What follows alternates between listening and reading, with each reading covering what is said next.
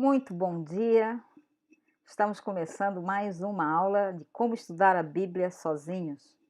Hoje é a quarta aula e nós queremos dar boas-vindas a todos. Já temos várias pessoas na sala. Eu gostaria que vocês dessem, por favor, uma saudação para sabermos que você está aí. Muito bom dia. Estamos começando mais uma aula de como estudar a Bíblia sozinhos. Hoje é a quarta aula e nós queremos dar boas-vindas a todos.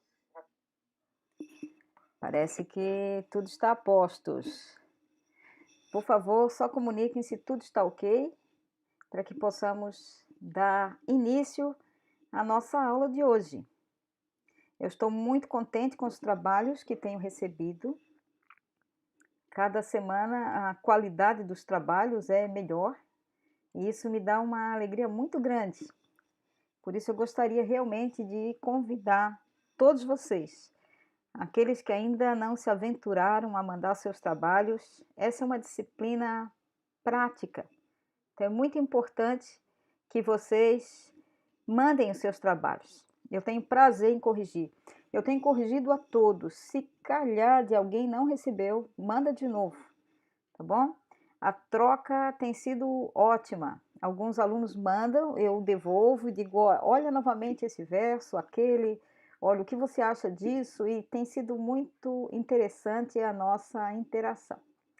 Antes de nós começarmos, eu queria lembrar, se você só está inscrito no YouTube, mas não está inscrito na IBED oficialmente, seria interessante que você fizesse a sua inscrição para possamos ter um controle maior e também porque a IBED tem pensado em oferecer um certificado ao fim daqueles que participarem integralmente de todo o curso, tá bom? Então é muito importante que você se inscreva no site da PIB. É muito interessante, você pode fazer contato comigo, eu posso lhe mandar o link de inscrição se você não tem, tá ok? Bem-vindo a todos que estão a entrar. Sérgio Rolim já entrou, Damário já entrou, Juliane já entrou, Fernanda. Nós temos 3 Fernandas. Bem-vindos todos. Eu queria, então, antes de nós começarmos, pedir isso a você, tá bom? Se você ainda não se inscreveu, é bom se inscrever. Isso é só para um controle maior, nós sabermos até onde a nossa Escola Bíblica Dominical de ensino e de discipulado, não é? Porque a nossa ênfase é o discipulado, está chegando. E também gostaria de pedir, se você por acaso entra através do YouTube, mas ainda não se inscreveu oficialmente na nossa página, faça isso. Bom, eu sei que tem muito mais pessoas assistindo, mas nem todos são inscritos. Nós vamos orar e depois nós vamos começar a nossa aula, porque hoje nós temos um novo assunto. Mas antes de começar o assunto, eu quero fazer uma pequenina revisão do assunto da aula passada, tá bom? Então, baixe a sua cabeça onde você está e nós vamos orar, pedindo a Deus a graça e a misericórdia do Senhor. Nosso Pai querido, nós estamos te pedir que, pela tua bondade, pela tua misericórdia, tu ajudes, ó Deus, que a técnica corra bem, que os irmãos consigam ouvir em boas condições, que o teu Espírito Santo também possa falar a cada um de nós. Ajuda, Senhor Deus, que eu possa transmitir de forma clara e que o teu Espírito Santo também trabalhe no coração das pessoas que estão a assistir agora e aqueles que vão assistir num outro momento. Ajuda, Pai, que através dessa classe se levante um grupo de pessoas que sejam de fato apaixonados pela tua palavra e que aprendam cada dia mais, ó Deus, a ouvir a tua voz através dos textos da Bíblia. Nós pedimos a tua ajuda agora e clamamos pelo poder de Jesus, o nosso Salvador. Amém. Amém. Muito bem. Já estão entrando os nossos amados irmãos, são todos muito bem-vindos. Se tivermos qualquer problema de som, por favor, eu peço que você possa nos dar um sinal, tá bom? Nós vamos começar, naturalmente, fazendo uma pequena revisão daquilo que nós fizemos na aula anterior. E como eu tenho dito a alguns colegas e amigos do grupo, nós temos um grupo de WhatsApp, se você também ainda não faz parte, você pode também interagir conosco. Se você observou, nós estamos fazendo as coisas pouco aos poucos, não é? Então, cada semana prepara você para aquilo que vai ser a semana seguinte. Então, eu quero dar um passo atrás e depois ir para frente, tá ok? Então, uma das coisas que eu gostaria que você visse é o seguinte: na semana passada eu terminei a classe com um TPC. Vocês vão ouvir muito essa expressão, TPC, trabalho para casa. E cometi até um pequeno erro aí, porque eu disse Lucas 10, 38 ao 41, mas é até o verso 42. Quem viu, e todos viram que foi apenas um pequeno erro de digitação. Mas é muito importante perceber, porque eu usei aquele exemplo do cortar a galinha no lugar certo, né? Você vai ver que o texto termina no 42. Eu pedi 4 coisas: responder as perguntas de observação, que vocês já sabem desde a primeira aula, né? Aquelas 4 perguntinhas. Ah, Depois eu pedi para você tirar as informações de cada pessoa do texto. Uma coisa nova que nós introduzimos foi anotar os diálogos. Foi o assunto da aula passada. Quem fala com quem começa e quem responde. E por último, naturalmente, tirar algumas lições sobre aquele texto, fazer uma aplicação, porque tudo é para que nós possamos aproveitar para a nossa própria vida. Então eu me lembrei do Lego. Vocês lembram quem já foi criança e brincou do Lego? Com o Lego você tem peças soltas e à medida que você vai juntando as peças, você forma coisas incríveis. E eu queria que você percebesse que é exatamente assim que nós estamos a trabalhar nessa disciplina, tá bom? Nós temos passos, nós temos etapas. Então, o que eu percebi em alguns exercícios é que quando me devolveram alguns alunos, já corriam logo para tentar tirar lições. Outros só respondiam a primeira etapa, que são as 4 perguntas. E por isso estou a dizer, lembra do Lego? São peças separadas, mas à medida que você junta, você consegue construir alguma coisa. Nós estamos fazendo um método de estudo bíblico. E todo método requer que você cumpra as etapas. Primeira coisa, você tem que observar, através daquelas 4 perguntas. Né? Quem aparece no texto? Quem? Onde eles estão? Pensa no lugar. Quando? Se diz o dia, a semana ou em que altura? E a última pergunta, que algumas pessoas têm tido mais dificuldade, é o que? O que significa o que aconteceu? Faça um pequeno resumo com suas palavras. E já disse, o resumo não pode ser maior do que o texto. Se o texto tem 3, 4 versículos, você não pode escrever uma página. Diga com poucas palavras, em essência, o que aconteceu. Essa é apenas a primeira etapa, é como se fosse uma pecinha do Lego. Você precisa naturalmente juntar a outras. Depois que você descobriu quem são as pessoas que aparecem no texto, então você deve naturalmente focar nessas pessoas.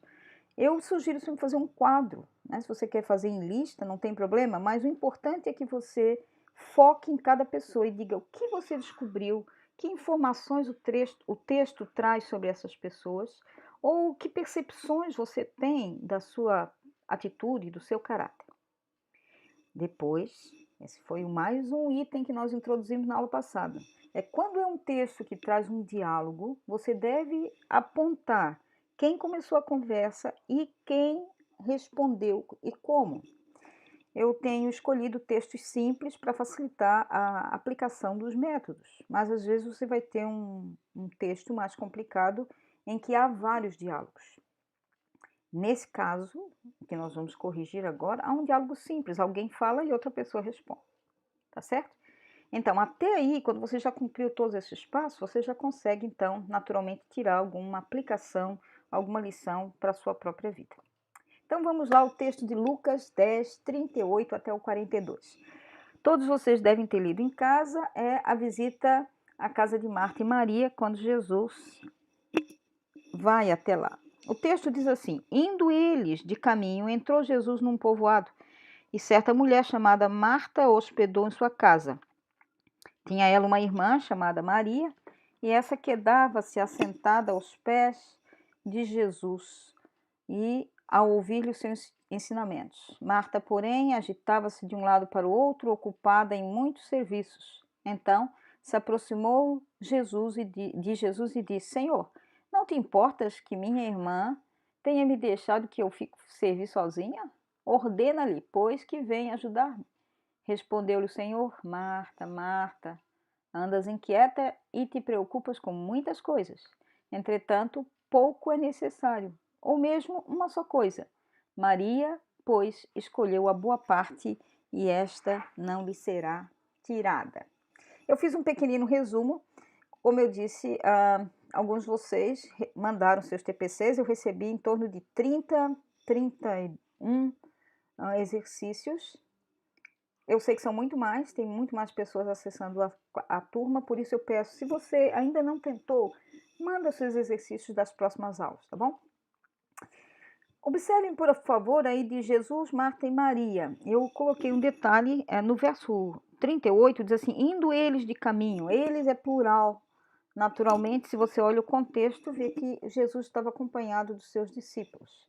Isso não é tão relevante porque os discípulos não tiveram uma posição, uma atitude, uma ação muito concreta durante o texto que estamos a examinar. Mas é importante que você observe. Eu disse observar é prestar atenção nos detalhes. Nós não podemos ignorar, o texto fala eles. A maioria dos alunos conseguiu perceber esse detalhe, tá bom?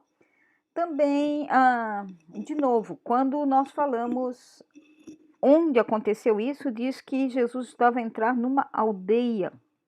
E naturalmente lá nessa aldeia ele se dirige até a casa de Marta. Muito interessante porque muitos alunos, sem que eu dissesse nada, sozinhos perceberam que essa aldeia tinha um nome. O texto não fala do nome concretamente aqui, mas nós podemos observar através do que nós chamamos de contexto.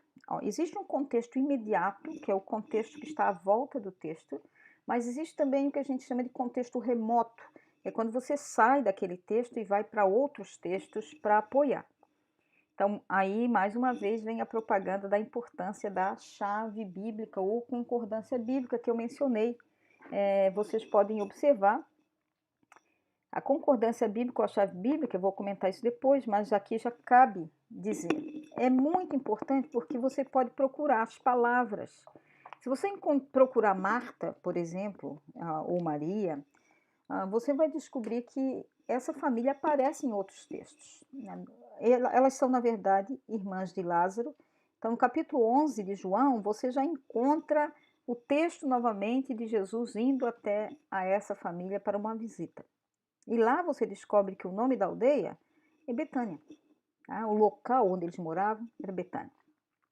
Então, você pode descobrir isso, mesmo que não esteja no texto, mas através de outros textos. Também quero aproveitar para falar dos textos paralelos. Às vezes a mesma história é contada em Lucas, é contada em Marcos, é contada em João, Mateus. Então, quando você lê o mesmo texto nos outros evangelhos, pode ajudar também você a ter detalhes que o outro evangelista talvez não disse. Então, sempre preste atenção no contexto imediato, quer dizer, os versículos que estão à volta, e também no contexto vamos dizer, mais remoto, né? Aquele texto dentro do livro todo, ou dentro do Novo Testamento, ou enfim, dentro da Bíblia inteira. Quando nós perguntamos quando, o texto não diz claramente, né? Não diz se era de manhã, se era de tarde, mas nós sabemos que Marta estava muito preocupada em preparar uma refeição para Jesus. Então sabemos que certamente era perto da hora da refeição. Podia ser perto da hora do almoço, podia ser perto da hora do jantar. Nós não sabemos, mas sabemos esse detalhe, que era provavelmente perto de uma hora de refeição. Eu resumi assim o que aconteceu. Jesus entrou em Betânia, visitou a casa de Marta e Maria. Marta ficou agitada com o serviço da casa e queixou-se de sua irmã Maria sentada para ouvir Jesus. Jesus elogiou Maria, que escolheu o melhor. Minha maneira de resumir, você vai resumir com suas próprias palavras. Essa é a primeira fase. Lembra do Lego? Primeiro pedacinho, você vai responder as 4 perguntas de observação. A segunda parte, então, você foca nas pessoas. Observem que aí eu deixei os discípulos de fora, porque os discípulos nesse texto, embora estivessem lá, eles não têm uma atitude, uma ação muito proeminente. Mas Jesus está ali, Marta está ali, Maria está ali. Com os dados do texto, à medida que você lê, você percebe algumas coisas. Então, por exemplo, Aqui não é para transcrever texto, aqui é para você tirar ideias que o texto lhe ensina daquele personagem. Por exemplo, quando nós vemos que Jesus visitava a casa de Marta e Maria, nós podemos concluir que ele era uma pessoa sociável. Ele visitava pessoas. Ele tinha essa abertura para visitar pessoas. Quando nós vemos que ele senta e começa a ensinar, tanto que Maria se aproxima para ouvir, nós vemos que Jesus gostava de ensinar. Ele era um ensinador, um professor, um mestre. Por que eu escrevi que ele era paciente? Essa é a minha percepção, talvez você percebeu outras coisas. É porque eu percebo que ele foi extremamente paciente, ele foi um conselheiro, ele corrigiu Marta com muito amor. Ele poderia ter ficado chateado com a sua arrogância, como eu digo aí, mas não. Ele foi calmo, ele foi paciente, ele teve paciência com ela, como tem conosco. Marta foi hospitaleira, o texto diz que ela estava agitada com o serviço. Então, uma pessoa que gostava de trabalhar, poderia dizer. Eu percebi no texto que ela era queixosa contra a irmã. É uma certa crítica.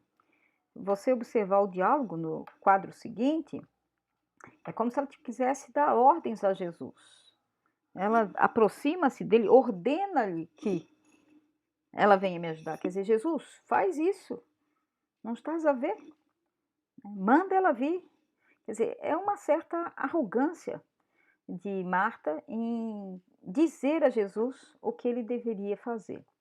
Isso não é muito diferente dos dias de hoje, né? Quando as pessoas, quando oram, às vezes tem essa teologia e diz, né? Ordena, manda. Nós não temos autoridade de mandar o nosso mestre. E Marta estava um pouco equivocada com isso. É um espírito crítico nela, como quem diz, eu estou a trabalhar, minha irmã não está a fazer nada.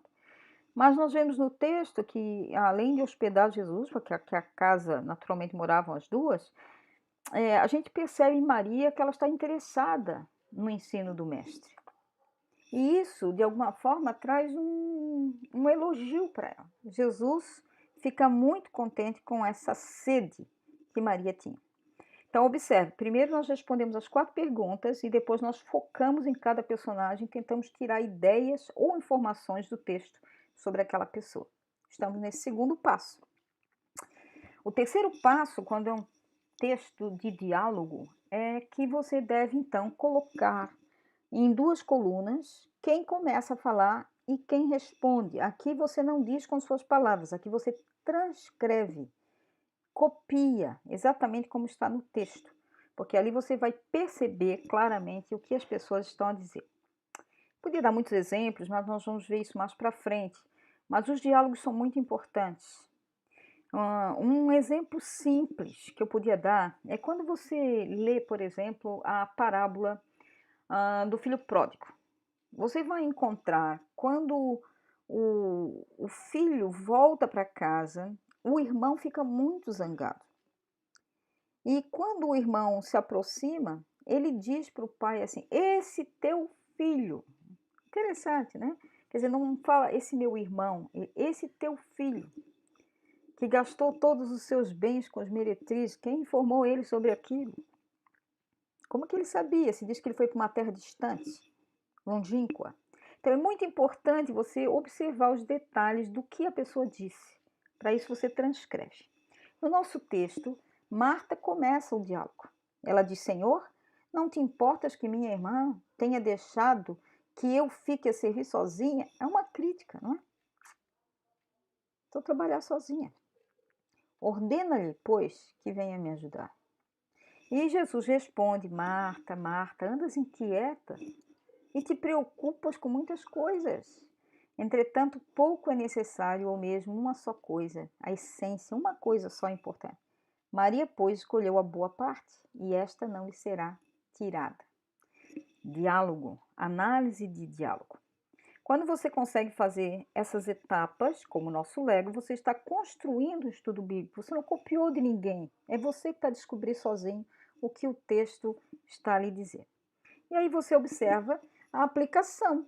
A lição principal desse texto é que Jesus está mais interessado com a nossa relação com Ele, com a nossa comunhão com Ele, do que com os nossos afazeres, o nosso serviço, o nosso trabalhar, mesmo que seja para Ele. alguns exemplos de perguntas que você podia fazer para aplicar o texto. Será que eu tenho escolhido a melhor parte? Estar aos pés de Jesus? Será que eu tenho um espírito crítico para outras pessoas? Pensando no caso da nossa amiga Marta. Estou a criticar outros? Tenho sido arrogante e dado ordens a Jesus? Será que fui contaminado com essa teologia aí que acha que as pessoas têm que ditar a Deus o que fazer? Ordenar a Jesus? Não, isso não é bíblico. Tenho andado agitado demais com afazeres e não tenho tempo para o mestre? Pense sobre estas coisas. Então, esse é o resumo do nosso TPC. E eu volto a dizer, se você manda para mim as suas respostas, eu vou ter grande, grande, grande prazer em, naturalmente, poder apresentar a você tudo aquilo que a gente tem feito durante esse período, corrigindo, dando sugestões, dando ideias. Então, é muito importante que você veja tudo isso, tá bom? Então, não sei se estamos juntos até aqui, mas é muito importante para mim que vocês estejam a acompanhar o raciocínio dessas ideias, o raciocínio da nossa aula, como é que as coisas funcionam, para que então as coisas entrem na sua cabeça de uma maneira realmente clara, ok? Então, voltando lá, nosso TPC, trabalhamos com Lucas 10. Nós fizemos como faz num Lego, tá bom? Parte, vai juntando e construindo um estudo bíblico. Você responde as perguntas, quem, onde, quando e o que aconteceu. Depois que você faz isso, você junta uma segunda parte. Quais são as informações, as percepções que você tem sobre cada personagem? Jesus, as percepções sobre Marta, as percepções sobre Maria. E depois, por último, você analisa o diálogo, sempre começando com quem inicia a conversa e como que o outro responde. E aí terminamos com as aplicações, ok? Será que eu tenho escolhido a melhor parte? Será que eu tenho espírito crítico como Marta? Será que eu tenho sido arrogante, dando ordens a Cristo? Será que eu tenho estado agitado demais e não tenho nem sequer tido tempo para o mestre? Esse é o resumo do nosso TPC. E aí eu queria então aproveitar os tempos que nos sobram dessa nossa aula para trabalharmos um pouco mais agora sobre um novo método que naturalmente vai aproveitar tudo isso que nós já temos feito, tudo isso que nós já aprendemos nas 3 aulas anteriores, mas que nós vamos agora então começar de uma forma mais profunda a trabalhar um método novo, tá ok? Vamos lá então. Deixe-me ver. Por favor, vamos à apresentação. Só um momento. Ok. Acho que já podemos.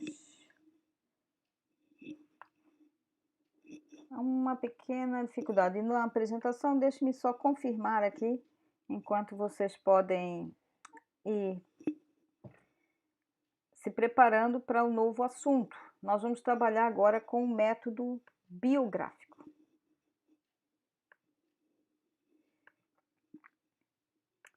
Agora sim. Nós temos hoje 2 PowerPoints, porque eu queria fazer um resumo daquilo que foi a aula anterior. Algumas pessoas me perguntaram sobre a questão do uso ou não da Bíblia virtual, ou mesmo das concordâncias bíblicas ou dicionários bíblicos virtuais. Eu já disse e tenho dito no nosso grupo, não existe nenhum pecado em você usar naturalmente um instrumento virtual. Claro que quando você consegue marcar, quando você consegue manusear, isso traz algumas vantagens. Eu falei na concordância bíblica, alguém me perguntou também por WhatsApp se existe concordância bíblica ou chave bíblica virtual. Sim, existe sim. Quando você tem uma Bíblia de estudo, às vezes na própria Bíblia de estudo, no final, você vai encontrar uma concordância bíblica.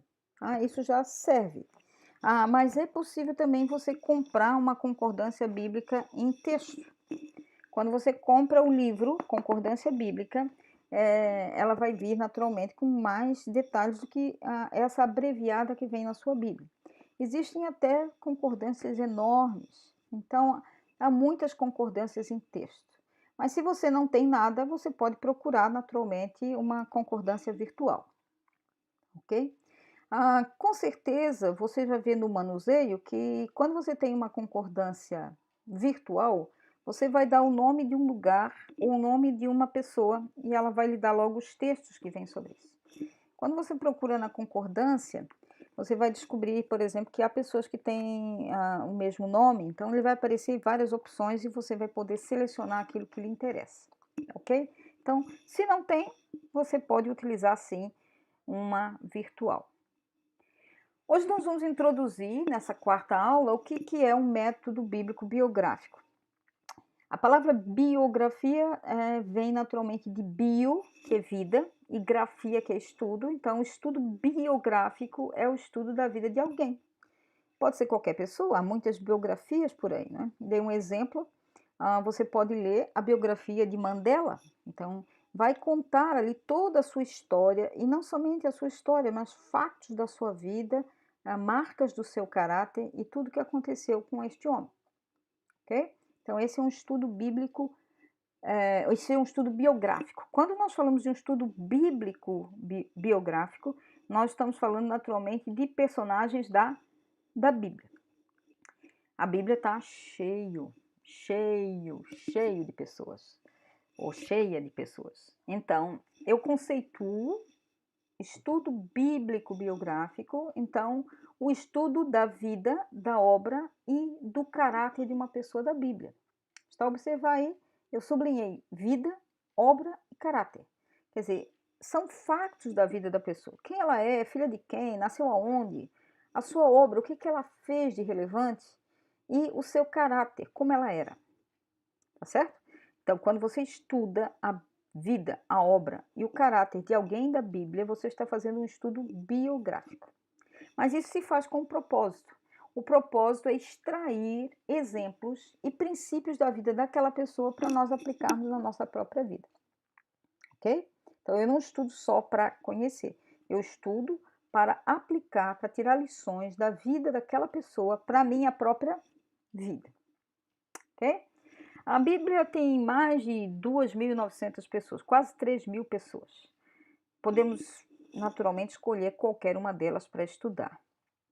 Nós vamos aqui fazer alguns pequenos exemplos e vamos começar hoje e vamos dar continuidade na semana que vem. De novo, não estudamos apenas para saber quem são as pessoas, nós estudamos para conhecer, mas para também tirar lições para a nossa vida. Conhecer é muito importante, porque às vezes as pessoas fazem mistura de nomes. Às vezes as pessoas pregam, ensinam ou se referem a um personagem bíblico misturando pessoas. Eu já vi há muito tempo uma pessoa que estava a ensinar e dizia que quando aquele homem que estava à porta do templo a pedir dinheiro, pedir esmola, e quando entrou João, não é? Olhou para ele com Pedro e disse: olha, nós não temos nada, não temos ouro, não temos prata, mas em nome de Jesus fica curado. E se referia àquele João como sendo João Batista. É uma troca de personagens. João Batista já estava morto há muito tempo, não era João Batista. Então nós temos que conhecer quem são as pessoas, o que elas fizeram, não podemos misturar nomes, tá certo? Então conhecer é fundamental, mas é mais importante ainda aprender com a vida, o caráter daquela pessoa e tirar lições para a nossa própria vida.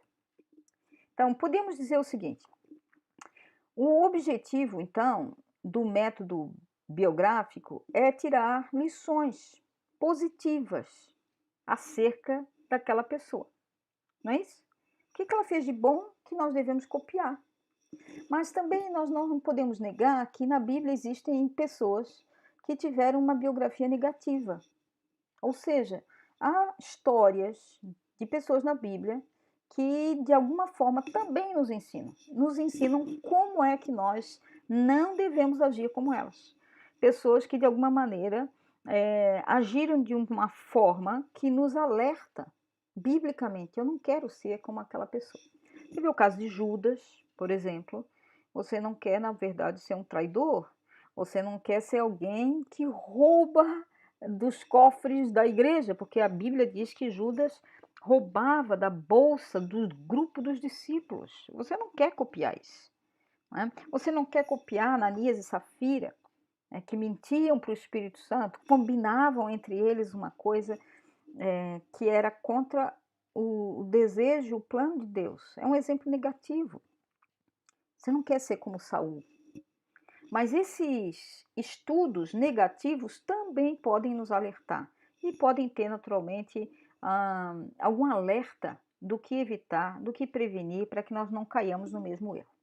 Então, o estudo bíblico, biográfico, ele tanto pode ser positivo como negativo, ok?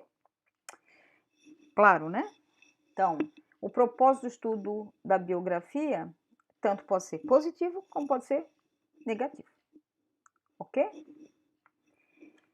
Exemplo positivo é para copiar. E o exemplo negativo é para não copiar. Tá certo? Então, o que nós dizemos é o seguinte: exemplo de uma biografia positiva.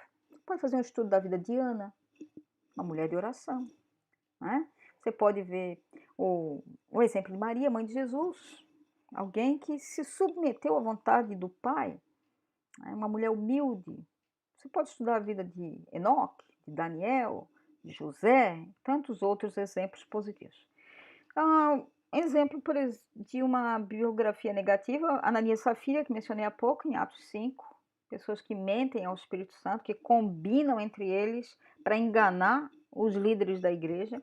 Absalão, que é um exemplo absurdo, que está lá em 2 Samuel, vai fazer coisas escandalosas, se você não conhece, pode ler a vida dele. Judas, como mencionei, e tantos outros que poderiam servir para exemplificar o que estou a dizer. A verdade é que a grande maioria dos personagens da palavra, eles mostram o lado positivo, sim, mas às vezes também o lado negativo no mesmo personagem. Quer dizer, a Bíblia não esconde os erros das pessoas. É um exemplo, poderia dar muitos, mas, por exemplo, Davi é um caso concreto. Davi, ele foi um homem segundo o coração de Deus, ele foi o rei de Israel, ele foi um grande homem, mas ele cometeu muitos erros, muitos erros. E a Bíblia não esconde esses erros. Então, quando você faz uma biografia, você pode sim tirar pontos positivos e pontos negativos daquela pessoa, ok? Moisés é outro exemplo, um homem de Deus, alguém que obedece, mas alguém que vai ter também várias características negativas, não é? Então, de tudo, sempre temos que tirar lições, seja do que fazer ou mesmo daquilo que não se deve fazer. Ok? Alguns cuidados e lembretes, então, antes da gente começar a praticar esse método que é muito interessante. O primeiro cuidado é para não confundir as pessoas, eu já mencionei isso há pouco. Se você observar, há muitos Judas na Bíblia, não há um só. Nós conhecemos mais aquele Judas que traiu Jesus, mas há outros. E você pode, talvez, misturar os Judas. Marias. Tem várias Marias. Não só Maria que nós conhecemos, mãe de Jesus. Nós já vimos, ele tem irmã de Marta. E outras Marias nos evangelhos, você vai encontrar no livro de Atos há outras Marias. João. Quantos Joãos existem? Tiagos. Tem mais que o Tiago. Então, é muito importante que você não confunda os nomes. E por isso, volto a dizer, quando você abre uma chave bíblica, você procura Maria, você vai encontrar lá Maria, mãe de Jesus, Maria Madalena, Maria, irmã de Marta. Vão aparecer as diversas. E você tem que saber qual é aquela que você quer pesquisar, para não dar uma informação errada acerca daquela pessoa. Como eu disse, algumas pessoas misturam os personagens. Eu já contei numa das minhas pregações uma história muito interessante de alguém que estava numa pregação e começou a misturar os nomes. E de repente conta a história daquele homem que subiu na árvore. Estão lembrados dele? Subiu numa árvore através de Jesus porque ele era muito baixinho. Estão lembrados quem era? Como é que ele se chamava? Não pode confundir os personagens, né? Como ele se chamava? Alguém recorda? Vocês estão juntos aí, vocês que estão no nosso chat. Alguém pode me dizer como se chamava o nome daquele homem baixinho que gostaria de ver Jesus, mas porque ele era muito baixo, ele não conseguia ver Jesus. Está aberto o chat. Quero ver se alguém me responde, por favor. Como chamava o nome do homem, que era um homem baixinho, que gostaria muito de ver Jesus, mas ele não conseguia vê-lo. Tô à espera. Ah, muito bem, Giovanni. O Giovanni está ligado. Zaqueu. A história conta de que havia um pregador pregando sobre esse texto e, de repente, ele começa a contar. Então, Jesus passava e aquele homem baixinho subiu e Jesus olhou para ele e disse: Nicodemos. E aí toda a congregação começou a rir e um a cochichar com o outro e ele pregava e falava: Nicodemos, Nicodemos. E ele não estava a entender nada. Até que de repente ele lembrou: Ih, confundi os nomes. Não é Nicodemos, é Zaqueu. Então ele disse que Jesus olhou para cima e disse: Nicodemos, desce dessa árvore depressa, porque essa árvore não é sua, essa árvore é do Zaqueu. Então essa é uma brincadeira que eu tenho ouvido há muito tempo, mas é simplesmente para dizer que nós não podemos passar a vergonha de misturar os personagens. Então quando nós fazemos um estudo bíblico, biográfico, é muito importante que a gente saiba de quem nós estamos a falar. E de novo, volto a dizer, para isso a concordância ou chave bíblica vai nos ajudar muito bem, tá bom? Você acha ali os textos e isso vai lhe apoiar.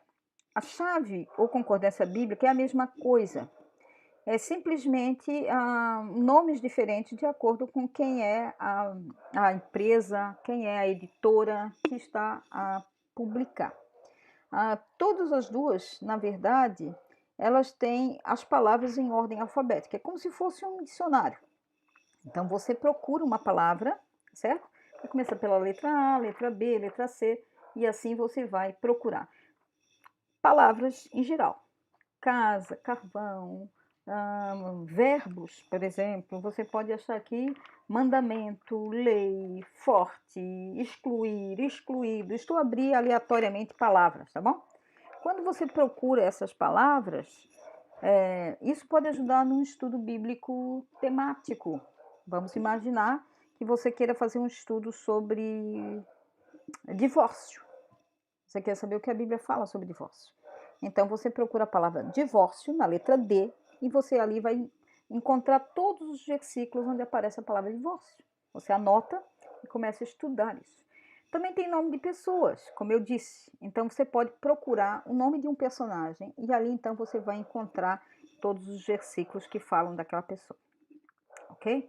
É diferente de um dicionário bíblico. O dicionário bíblico tem informações detalhadas sobre aquela palavra.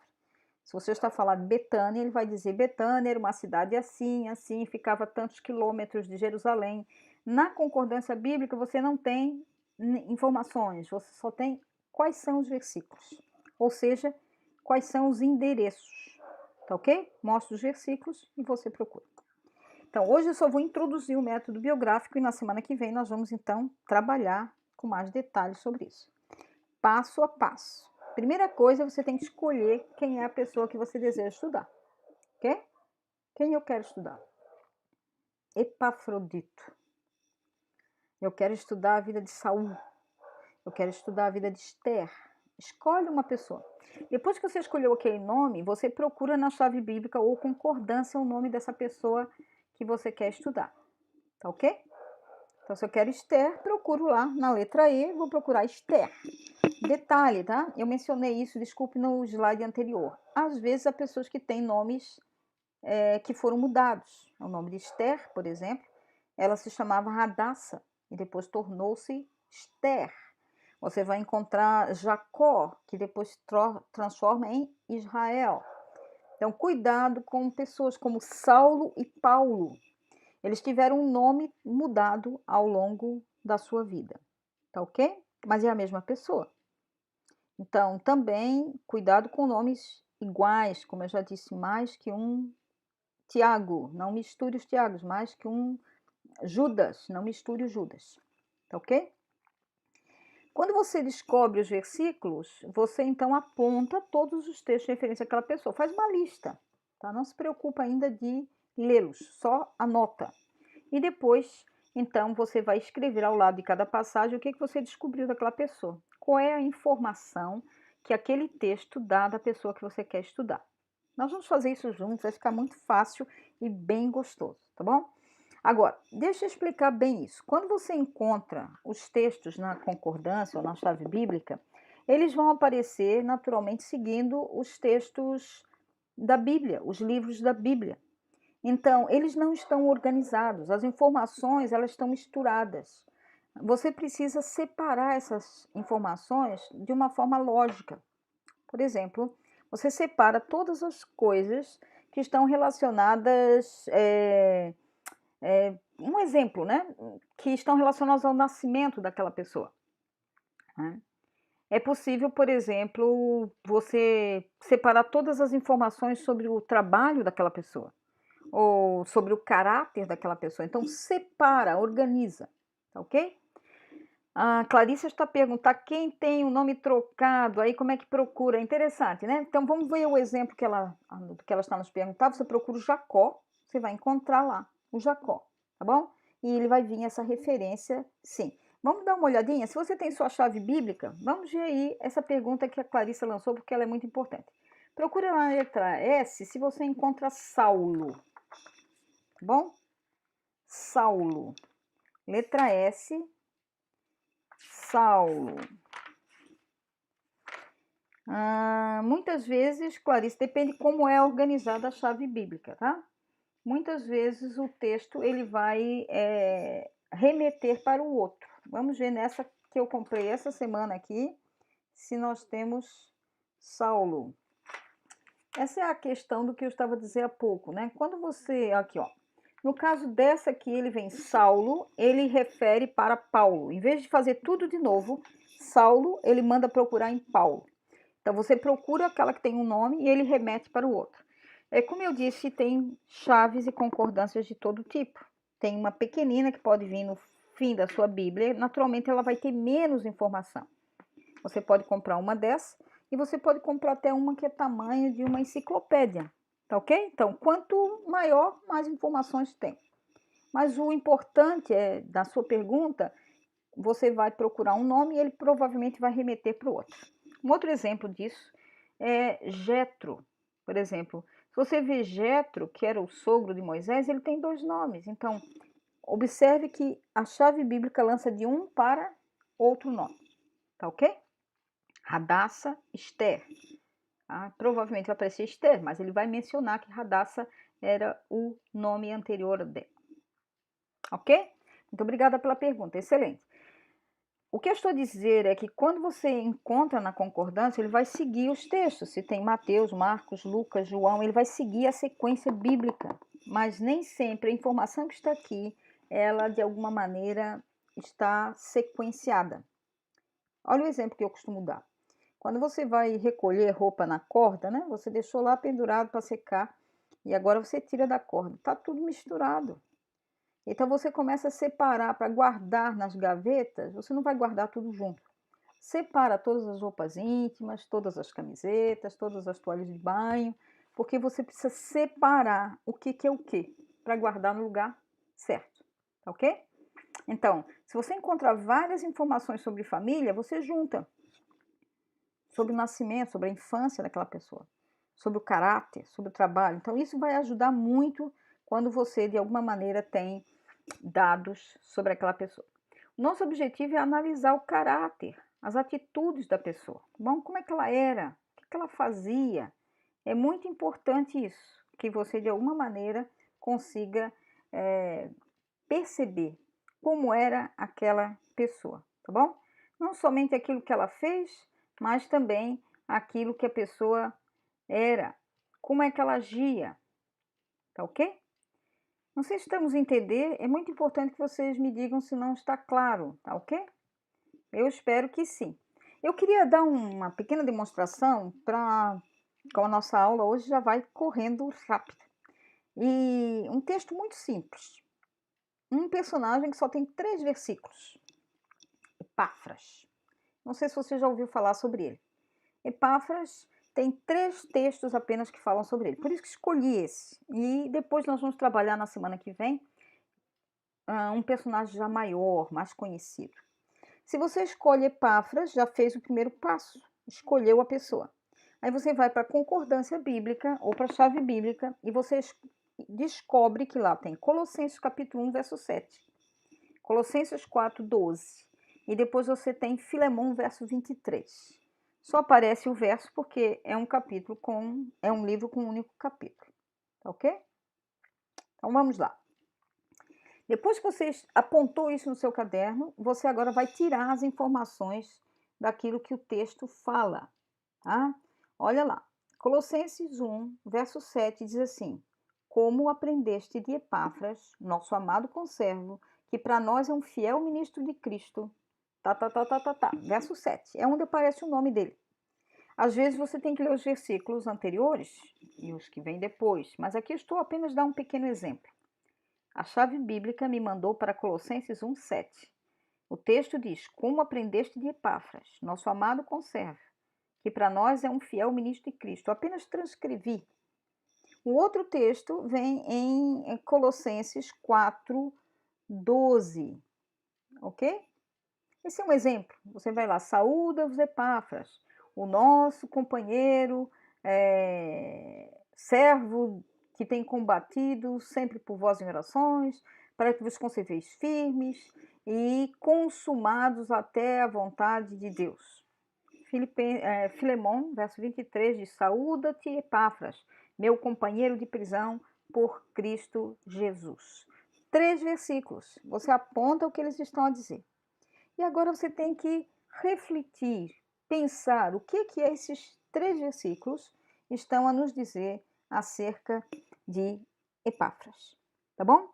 Lembrem que o objetivo é tirar lições da vida dele para a nossa vida. Queremos copiar ou não copiar alguma coisa da vida daquele homem. Então vamos lá. Vamos ao texto? Vamos ao primeiro texto. Como aprendeste de Epáfras, nosso amado conservo, que para nós é um fiel ministro de Cristo.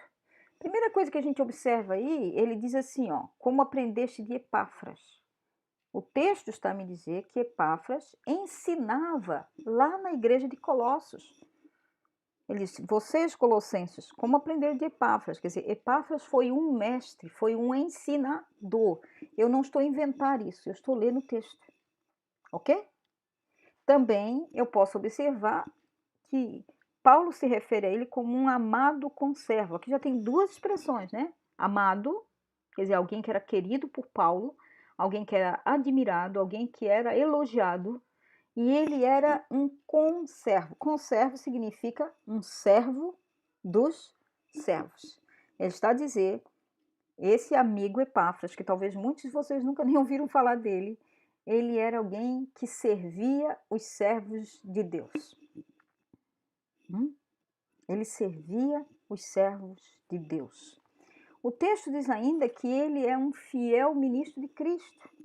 Existem muitos ministros de Cristo que não são fiéis, mas Paulo se refere a ele como um ministro de Cristo fiel.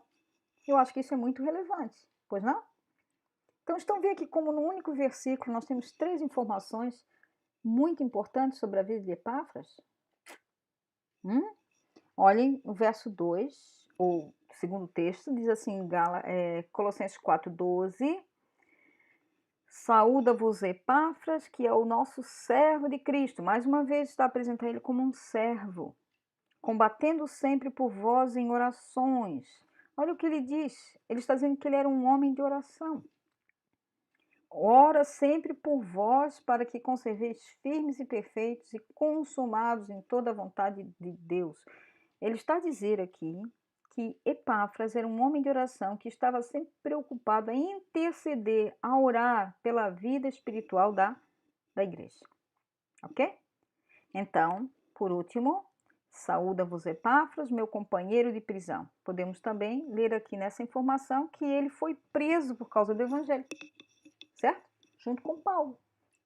Então, 3 textos Mas aqui tem muita coisa que nós podemos aprender acerca de uma pessoa desconhecida da Bíblia, Epáfras. Então, isso vai ficar registrado, você vai receber também o resumo da aula. Leia novamente esses textos, confira, e você vai perceber que é apenas uma pequena demonstração. Então, aqui nós já temos material suficiente para refletir e aplicar na nossa vida.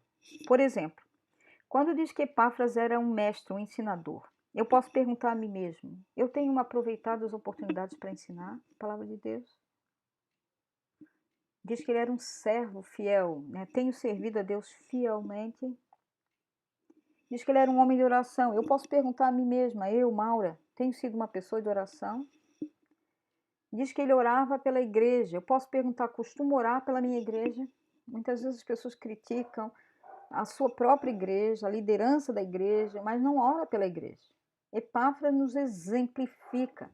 Nós devemos orar pela igreja. O que eu faço para servir outros que são servos de Deus? Há muitas pessoas que servem a Deus. Eu posso servir a essas pessoas que são servos de Deus, líderes, pastores. Estou disposto a sofrer por causa de Cristo. Epáfras foi parar na cadeia por causa do Evangelho. Eu estou pronto para sofrer. Eu não sei se você percebeu, mas hoje estamos a introduzir o método biográfico. Eu peguei um exemplo simples de um homem chamado Epáfras. Só tem 3 referências.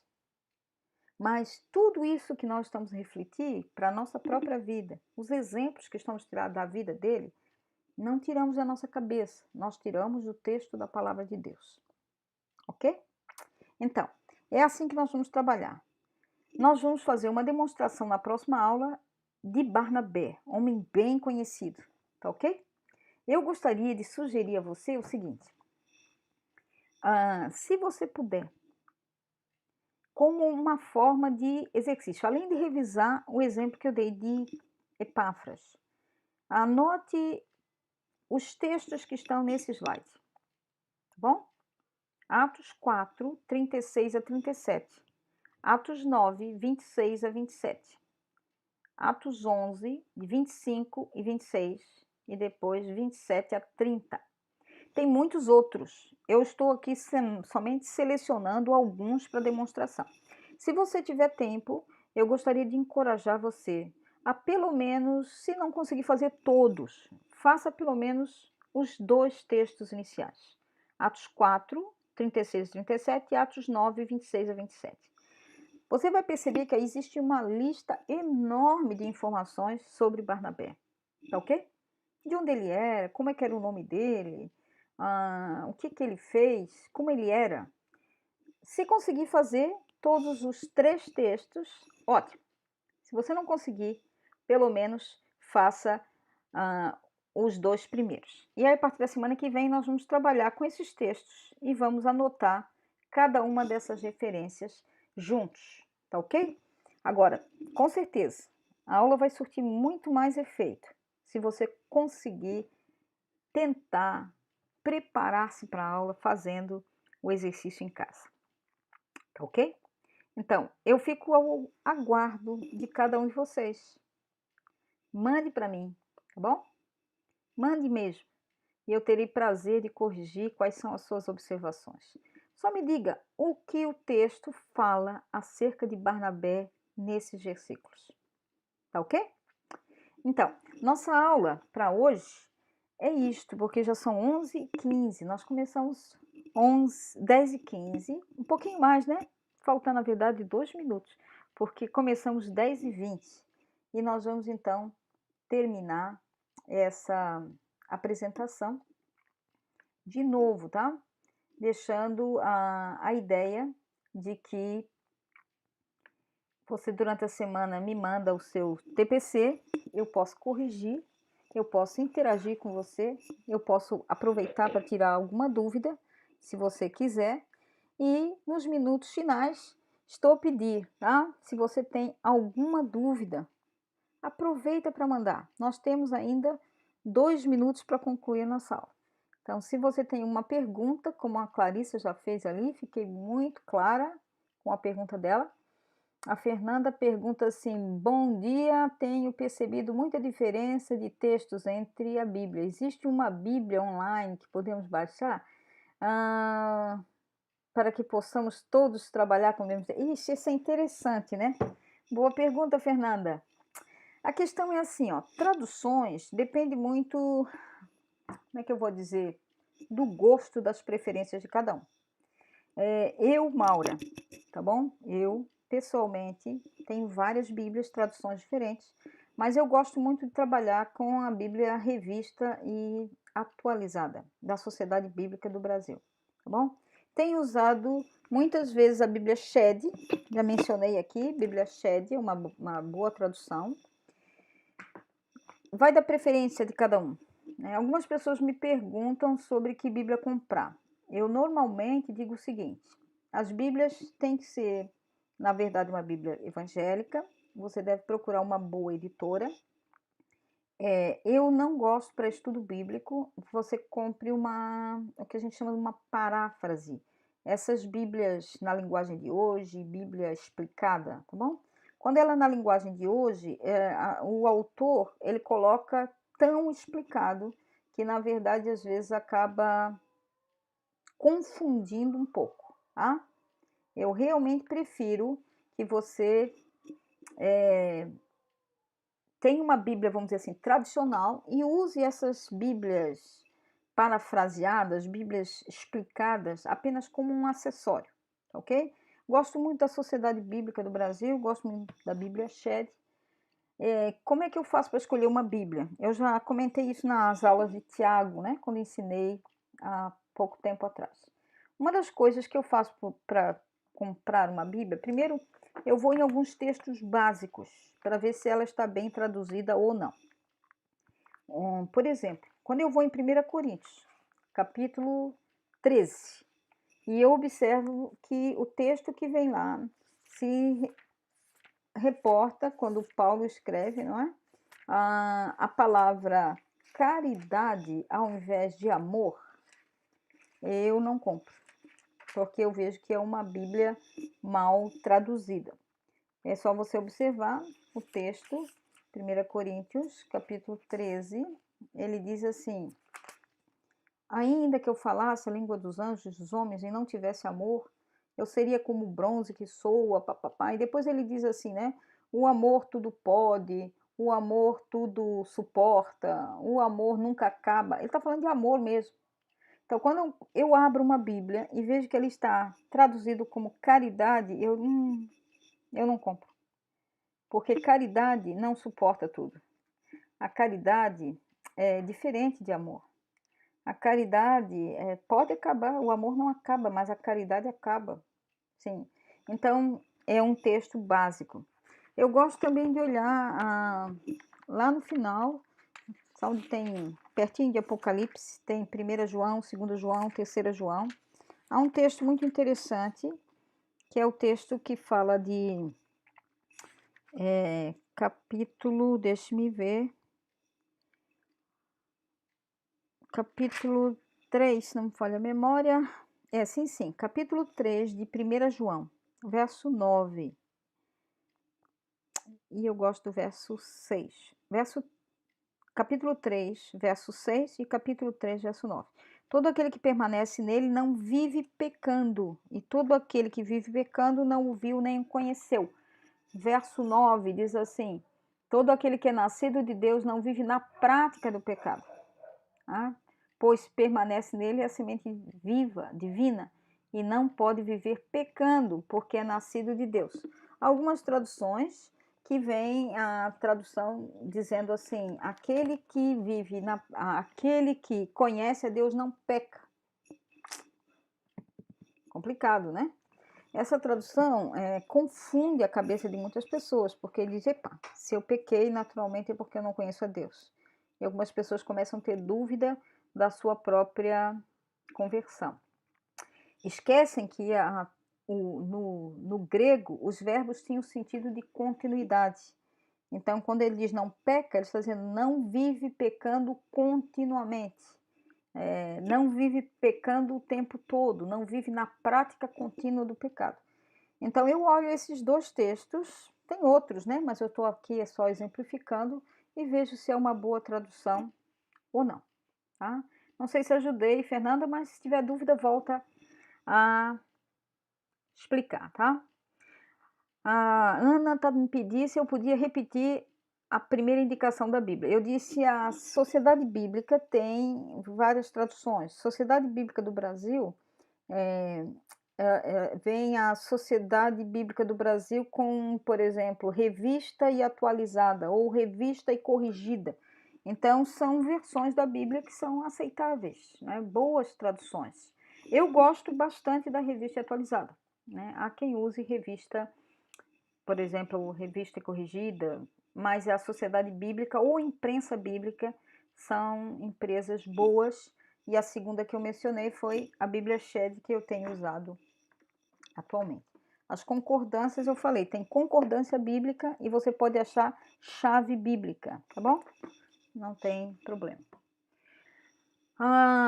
Alguém me disse aqui que a sua concordância é de 1985, é muito antiga. Não, as concordâncias não mudam muito, tá bom?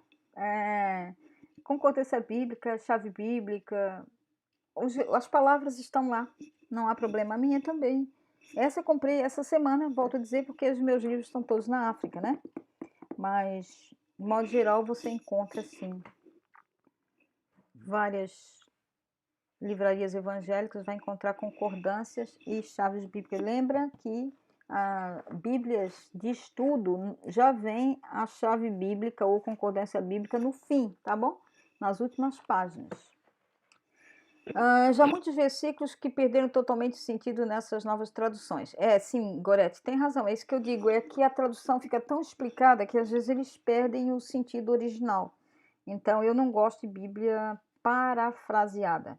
A Bíblia parafraseada é uma Bíblia na linguagem de hoje, onde o autor explica o texto, bom? Então, eu teria um pouco de cuidado. Elas são boas, são, para ajudar, né? Como um livro paralelo, não para você acostumar a ler nessas Bíblias tão simples, que aí quando você lê a Bíblia normal, você não entende nada. NVI, essa nova versão internacional, é uma tradução que muitas igrejas estão utilizando, tá bom? Não é mal. Eu gosto, como eu disse, né, de procurar na Bíblia normal e depois usar as outras mais explicadas. Viram que perguntas boas? Quando vocês fazem as perguntas, fica mais interessante, né? Nosso tempo já acabou. Mas o que eu ia sugerir a você é assim, ó, vocês têm o meu WhatsApp, não é? Então, pode escrever, mandar perguntas. Nós temos um grupo dos alunos. Você pode fazer uma pergunta no grupo, porque às vezes a sua pergunta é a pergunta de outra pessoa. Eu vou responder para todos, tá ok? Então, é muito importante que vocês, de alguma forma, interajam comigo durante a semana. Para essa semana, então, é um exercício simples, onde você deve reler a apostila sobre a introdução ao método biográfico, que nós vamos mandar. De novo, tá? Nós mandamos através do grupo. Se você recebe por e-mail ou você quer receber no seu e-mail, manda para mim, porque é difícil controlar quem são as pessoas que estão a receber ou não. Tá ok? Estou muito feliz com a interação. Hoje tivemos perguntas muito boas e nós vamos concluir a nossa aula de hoje. E na semana que vem nós vamos estudar com detalhes a vida de Barnabé. E ali vamos fazer um exercício prático, nós vamos tirar lições da vida dele, vamos fazer outros exemplos para terminar o método biográfico na semana que vem. O nosso curso tem 2 meses. Mês de junho já está acabando, né?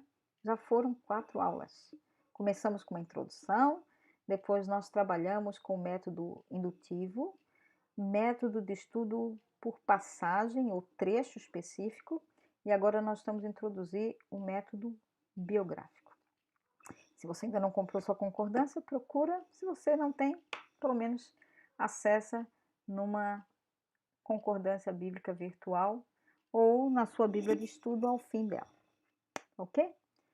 Eu quero terminar orando com você. Baixe sua cabeça e vamos agradecer a Deus. Pai querido, muito obrigada.